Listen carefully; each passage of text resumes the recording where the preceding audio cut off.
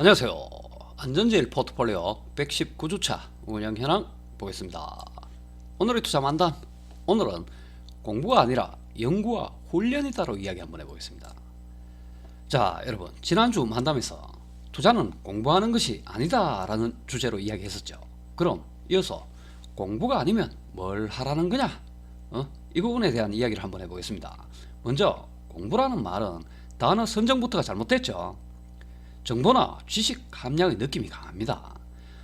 대차 대조표, 손익계산서, 이런 거 공부해서 뭐 회계사 될 일 있습니까? 물론 공인회계사가 목적이면은 공부해야죠. 지식을 쌓아야 합격할 수 있습니다. 하지만 투자에서는 공부라는 말 사용하면 안 됩니다. 공부가 아니라 바로 연구와 훈련이라는 말로 인식을 해야 된다는 겁니다. 비록 공부라고 할지라도. 예? 다시 말해, 투자로 성공하기 위해서는 지식이나 정보를 쌓는 일이 아니라 잃지 않기 위한 기준, 즉 원칙을 연구하고 그 원칙을 실전에 흔들림 없이 실천할 수 있도록 훈련하는 것에 집중해야 한다는 것이죠. 그게 그거 아닌가 하실 수도 있지만 그 방향성이 조금 다릅니다. 이 조금 달라진 방향이 긴 세월이 지나면 엄청난 차이를 발생시킬 수 있습니다. 여러분, 공부하지 마시고 연구와 훈련을 하세요.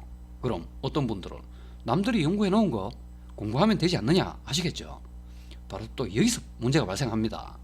남들이 만들어 놓은 거 공부해서 따라해 보면 안 되죠. 안 됩니다.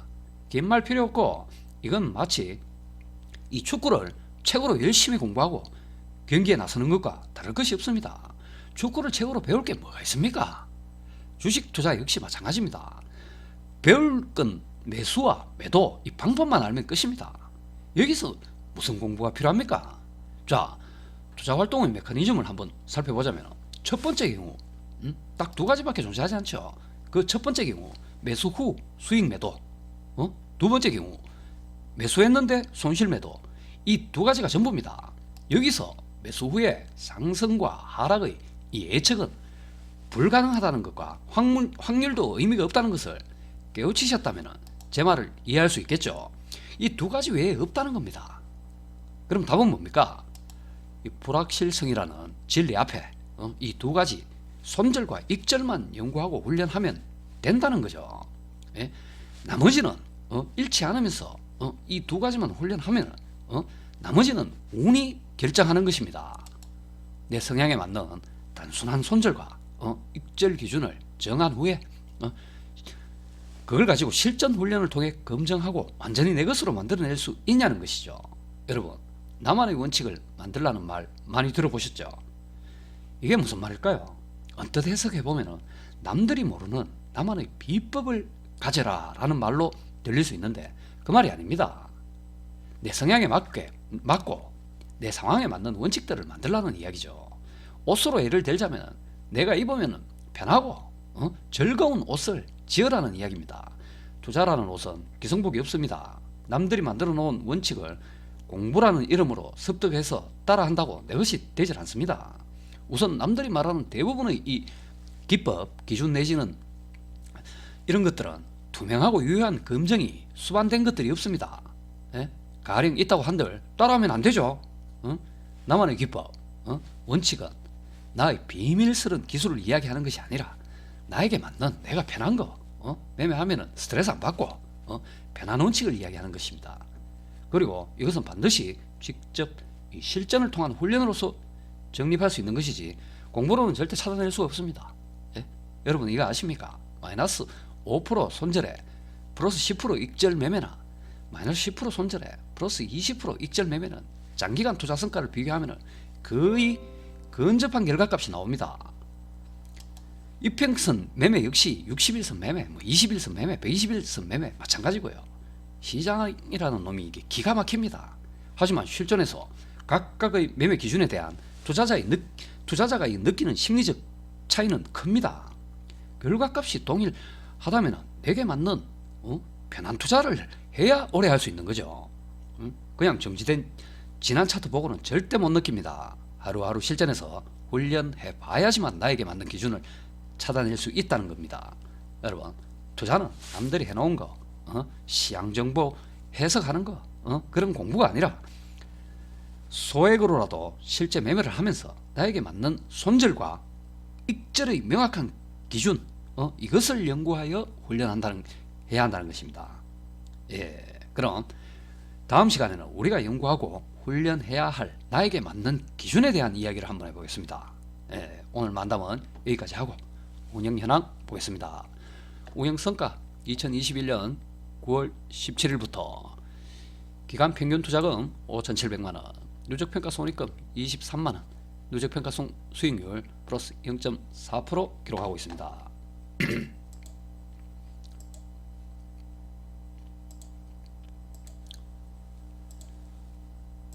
자, 계좌 확인하겠습니다. 평가 수익 이때까지 이런 거 물린 거, 익절한 거, 손절한 거 다 포함된 거죠. 예, 이런 평가 수익 이런 거 보여주지 않는 컨텐츠는 볼 필요 없습니다. 예, 이렇게 21년 9월부터 이렇게 진행되고 있습니다. 이어서 보겠습니다.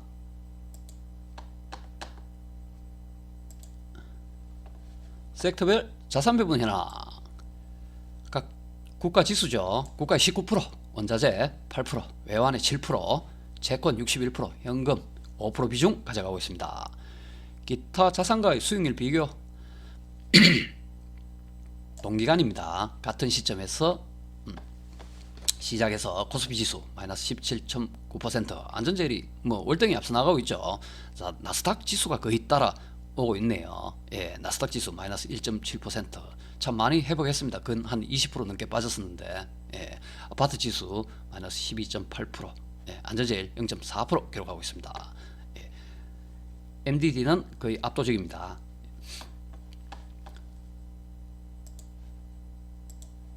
이어서 비중 변동분 있는 종목들 비중 확인하고 끝내도록 하겠습니다. 예. 코덱스 레버리지 지난주 잔고 대비 마이너스 9% 줄여서 전체 대비 6% 비중 가져가고 있습니다. 코덱스 국채 선물 10년 지난주 잔고 대비 14% 늘려서 전체 대비 6% 비중 차지하고 있습니다. 추세 좋죠. 코덱스 차이나 항생 레버리지 지난주 얼마 없었습니다. 예, 한 50만원 정도 있었죠. 예, 지난주 잔고 대비 156% 늘어서 전체 대비 1% 비중 1% 정도 가져가고 있습니다. 예. 코덱스 단기채권 지난주 잔고 대비 마이너스 10% 줄여서 전체 대비 52% 가져가고 있습니다. 이 큰 의미 없습니다. 왜냐하면 여기서 이 단기채권은 내가 다른 추세가 시작하는 레버리지 라든지 국채 선물이라든지 추세가 시작한다. 그럼 여기 이 자금을 빼서 이 매수 자금으로 활용을 하는 것입니다. 예. 그리고 코덱스 S&P 500 이건 상관관계는 괜찮은데 거래량이 적습니다. 예. 그래서 팡으로 종목 변경하겠습니다. 예. 그리고 코덱스 코스닥 150 레버리지 지난주 잔고 대비 100% 늘었네요. 100% 늘어서 전체 2% 비중 가져가고 있습니다. 지난주에 이것도 한 100만원 정도 있었죠. 예, 115만원 정도 있었겠네요. 예, 비중 늘리고 있습니다. 코덱스 WTI 원유 선물 지난주 잔고 대비 추세가 죽어서 마이너스 20% 손절해서 전체 대비 2% 비중 가져가고 있습니다. 오랜만에 비중 변동분 있는 종목들이 많죠. 예. 다음 코덱스 미국 최울트라 30년 선물 지난주 잔고 대비 90% 늘어서 전체 대비 4% 비중 가져가고 있습니다. 추세가 올라오고 있죠. 예, 비중도 늘어나는 겁니다. 타이거 리츠 부동산 인프라 지난주 잔고 대비 92% 늘려서 전체 대비 4% 비중 가져가고 있습니다. 비중 물론 똑같습니다. 추세 올라오고 있어서 비중 늘어나는 겁니다. 코덱스 미국 나스닥 100 레버리지 지난주 잔고 대비 비중 17% 비중 늘려서 전체 대비 8% 비중 가져가고 있습니다. 그리고 신규 최초 신규 진입 종목 있죠. 예, N선물 엔화 원엔 환율을 이제 지수로 나타낸 EDN입니다. 예, 최초 386만원 진입해서 전체 대비 3% 비중 가져가고 있습니다. 119주차 오늘 여기까지 하고 다음주 화요일날 120주차로 찾아뵙겠습니다.